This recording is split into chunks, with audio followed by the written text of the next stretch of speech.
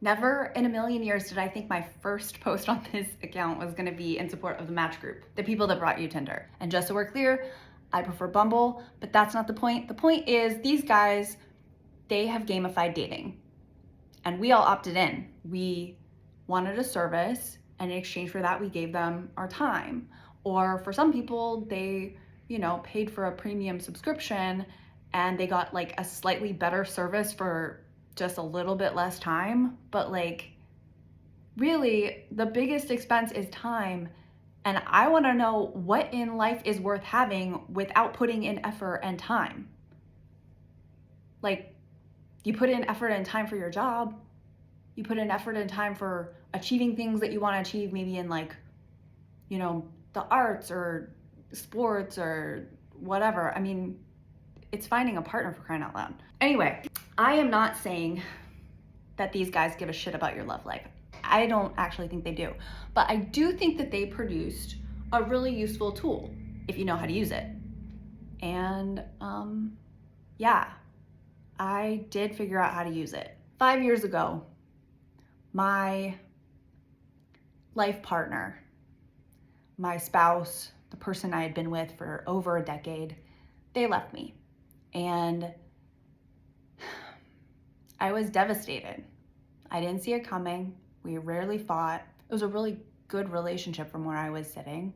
That was very egalitarian and respectful. And then they were gone. And it hit me like a freaking Mack truck. But after, I don't know, like maybe 6 months of being, depressed, having a very hard time getting out of bed, crying all the time, I got on the apps and I started dating again. And 10 months after I was informed that my life was changing forever,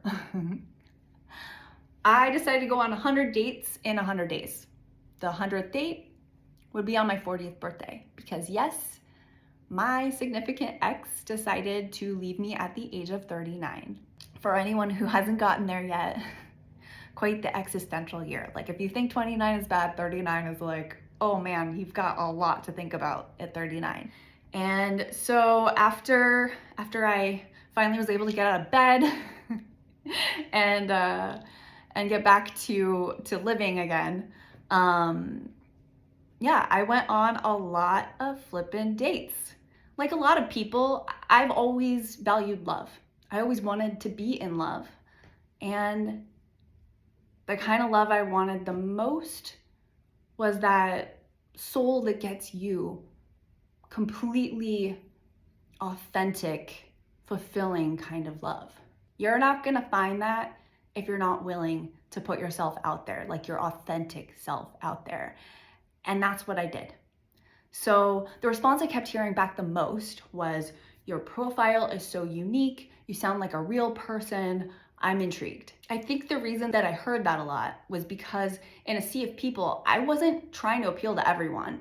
I was just trying to appeal to the people that would resonate with the authentic me. Like, it didn't bother me if like not everyone, if I'm not everyone's cup of tea, like that's fine. I was just trying to find my person, or maybe even my people at the time, but like, people that got the authentic me. So anyway, if you're on a dating app and you're not happy with your results, the very first place I would suggest looking is within. For anyone out there who wants to know how I learned how to love dating, how I learned how to love myself, and how I found, because I did successfully find that like earth-shattering, amazing love. If you want to hear about any of those things, I am currently finishing up my first book. It's called 100 Days, 100 Dates, meta memoir of a pansexual, polyamorous, 39-year-old divorcee. And honestly, it's just the first part.